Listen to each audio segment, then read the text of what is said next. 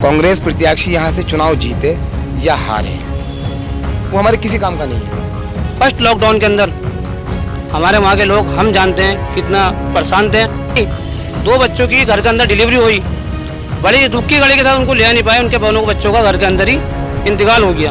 हमने कांग्रेस का समर्थन भी करा है, वोट भी दिया है। हम वोट दे रहे हैं, हमें क्या मिल रहा है बदले में? टूटी फूटी सड़कें, रेलवे के खंभे, बदबू वाला ट्रेंचिंग ग्राउंड। नमस्कार, स्वागत है आपका JJN न्यूज़ में। मैं हूं आपके साथ मोहम्मद उवैस और इस वक्त हम खड़े हैं हल्द्वानी के बनभूलपुरा क्षेत्र में और मेरे साथ हैं यहाँ के पूर्व पार्षद शकील सलमानी जी। तो इनसे हम बात करेंगे कि आखिर जिस क्षेत्र को कांग्रेस का वोट बैंक माना जाता था, जहाँ के जो मतदाता हैं उनको ये माना जाता था कि एक तरफा कांग्रेस को वोट दिया जाता है, लेकिन कहीं ना कहीं इस बार के चुनाव में यहाँ पर एक विरोध सामने निकल कर आ रहा है। तो इनसे बात करते हैं। सबसे पहले तो JJN जो TV चैनल है, मैं इसका दिल से धन्यवाद करता हूँ कि ये बनूपुरा के हर मुद्दे को बड़ी प्यार से और बड़ी खूबी से निभाता है अपनी भूमिका, और ये अच्छी बात है। तो जहाँ पर रही विरोध वाली बात, तो मेरे हिसाब से इस समय जो है 90% 80% लोग कांग्रेस के पक्ष में हैं और कांग्रेस को वोट डाल रहे हैं।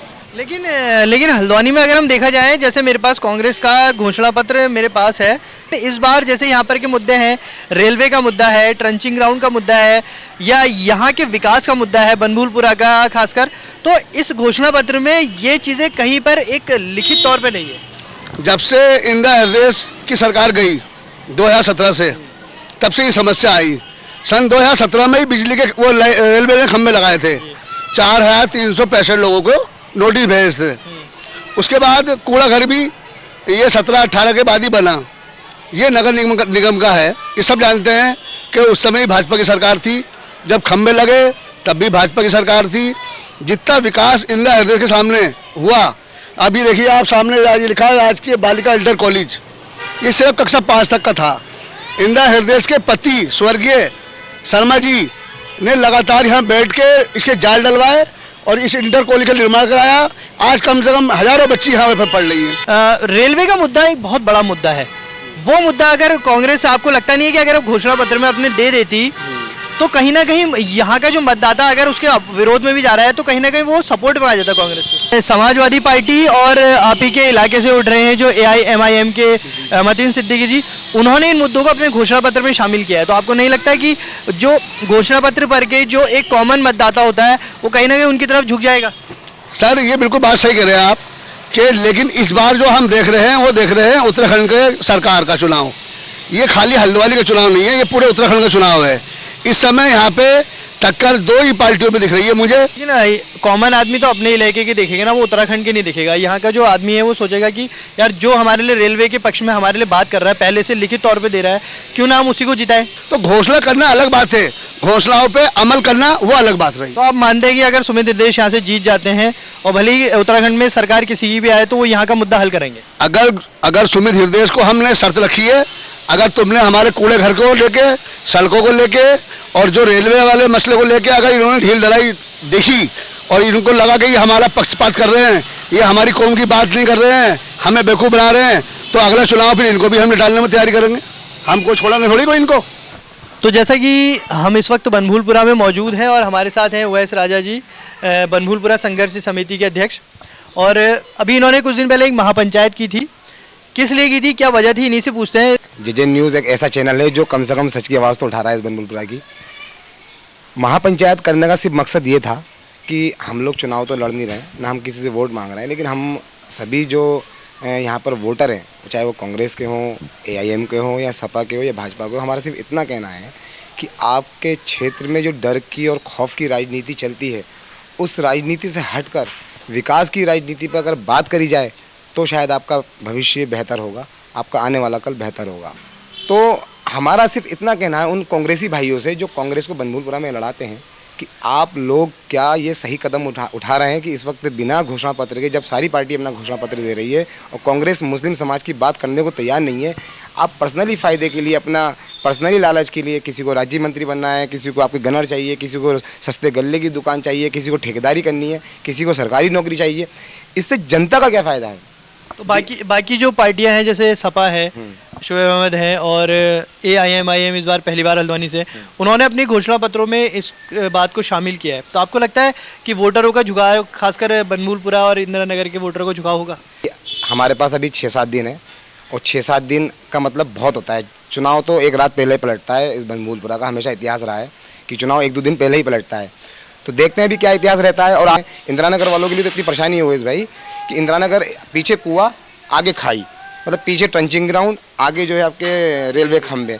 तो मतलब कुल मिला के जो महापंचायत करने का जो हमारा मकसद था वो ये था, हम एक क्षेत्र में एक हॉल में हमने युवाओं को मेन बुलाया, वहाँ 300-400 लोग करीब थे लगभग। इसलिए हम उन लोगों को वहाँ समझाया और हमारा मैसेज बहुत अच्छा गया। हमने रात भी कम से कम हमने कल रात भी 7-8 आपके मीटिंग करी। और गफूर बस्ती में जब हम मीटिंग करके निकला तो वहाँ पर कांग्रेस का प्रत्याशी आया, उससे वहाँ लोगों ने पूछा कि आपने ये घोषणा पत्र में जो है क्यों बनभूलपुरा की डिमांड नहीं ली। तो बता रहे हैं कि वो मीटिंग खत्म करके छोड़ के भाग गए और उस लड़के को उस लड़के के फोटो खींच के चले गए। मैं 500-700 लोग लेके नगर निगम पहुंचा, मेरे पास वीडियो भी है, सब कुछ फेसबुक पे चलती है। मैंने जाके ज्ञापन दिया कि आप रेलवे खंभे हटाइए। मैंने जाके सारे 14 के 14 मुस्लिम जो पार्षद हैं, मैं उन सबको लेकर मेयर साहब के पास गया पर्सनली। वो चिट्ठी मेरे पास रखी, उसके सब में पार्षदों की मोहर भी लगी हुई है। मैंने मेयर से कहा आप ये रेलवे खंभे हटवा दीजिए। एक छोटे पार्षदी में आदमी जो है ध्यान रखता है कि किस गली से मुझे वोट पड़ा है, किस गली से नहीं पड़ा। ये तो फिर भी बड़ी राजनीति है। जहाँ से मेयर को वोट पड़ेगा, जिस क्षेत्र से वो जीतेगा, वो उस क्षेत्र पहले विकास कराएगा। और समाजवादी पार्टी अगर जीत के आती है तो क्या वो इस मुद्दों का हल करा पाएगी? 1.5 लाख जो वोटर है टोटल हल्द्वानी का, जिसमें से 80% पोलिंग इस बनभूलपुरा में होती है, यानी 50,000 मुस्लिम वोट यहाँ लगभग है, जिसमें 40,000 वोट यहाँ पड़ेगा। यहाँ 2 प्रत्याशी हैं और जो हमारे और लोग भाई हैं वो 1 लाख वोट है लगभग।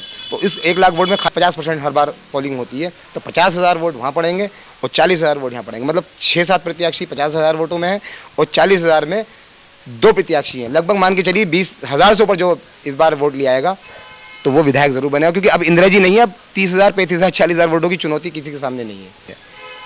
कांग्रेस प्रत्याशी यहाँ से चुनाव जीते या हारे वो हमारे किसी काम का नहीं है। अगर उसके अंदर है हिम्मत तो वो डिबेट मुझसे खुलेआम कर ले, वो मुझसे खुलेआम डिबेट, जो कांग्रेस प्रत्याशी मुझसे 1 घंटा डिबेट कर ले इसी चैनल में, दूध का दूध पानी का पानी हो जाएगा। अगर उसके अंदर है हिम्मत तो मैं उसके 1 घंटे की डिबेट करने के बाद अगर वो मुझसे जीत जाता है तो मैं कांग्रेस पार्टी ज्वाइन कर लूँगा तुरंत।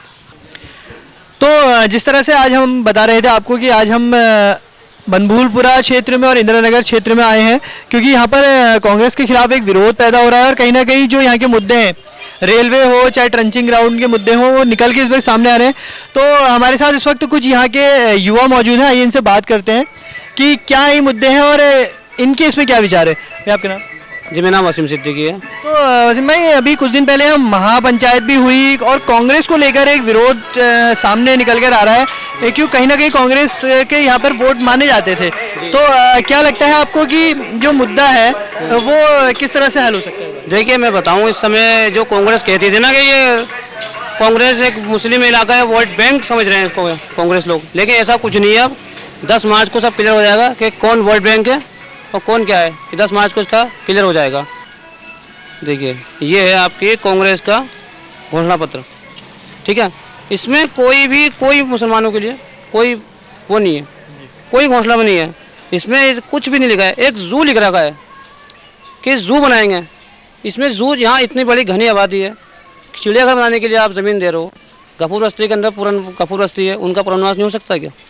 पुनर्वास का भी एक मुद्दा बहुत बड़ा है। जी हाँ, इंदिरा जी ने सिर्फ वादे किए थे कि गफूर बस्ती का 2012 में वादे किए थे कि गफूर बस्ती का पुनर्वास मैं करा के दूंगी, ठीक है। गफूर यहाँ बनभूलपुरा का मालिकाना हक मैं दिला के दूंगी। लेकिन इंदिरा जी ने यह भी कहा था एक पॉलिटेक्निक खोलेंगे यहाँ पे, वो भी नहीं खुलवा। एक बड़ी ईदगाह के लिए कहा था, वो भी नहीं हुआ। एक बड़ा सरकारी अस्पताल, अभी देखिए बता दो, अस्पताल के लिए आपको एक बात बता दूँ, अभी फर्स्ट लॉकडाउन के अंदर हमारे वहाँ के लोग, हम जानते हैं कितना परेशान थे। अगर जरा सा भी किसी को कुछ हो जाता, पहले पास बना के लेकर आओ हैं। हमारे में अपने मोहल्ले की यहाँ कर्फ्यू लगा था जब, हाँ कर्फ्यू लगा हुआ था नाइट में। यहाँ पे जो है एक बगल में ही 2 बच्चों की घर के अंदर डिलीवरी हुई, बड़ी दुख की घड़ी के साथ उनको ले नहीं पाए, उनके दोनों बच्चों का घर के अंदर ही इंतकाल हो गया। इतनी एक बुरी कंडीशन थी कि मैं बताऊँ आपको कि उसके बाद एक बड़ी मस्जिद पे एक घर है उनका, उनके पास अस्पताल दिखाने के लिए उनको नहीं देखा। उनसे किसी ने कहा प्राइवेट में दिखाओ। बेचारे ने घर में लोगों के पास खाने के लिए पैसे नहीं थे, उन्हें पैसे करा करके अपने 400 रुपये का पर्चा बनवाया। उसके बाद पर्चा कराने के बाद डॉक्टर ने उनको नहीं देखा कि आप बनभूलपुरा से आए हो।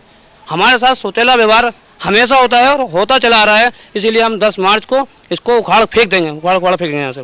तो जो यहाँ की जो स्थानीय पार्टियां हैं, मैं आपसे बात करता हूँ, स्थानीय पार्टियों में भी जैसे समाजवादी पार्टी है और AIMI इस बार पहली बार आ रही है, उन्होंने अपने घोषणा पत्रों में ये मुद्दे जो शामिल करे हैं, तो क्या कहीं ना कहीं जो यहाँ का वोटर है उस तरफ झुकेगा?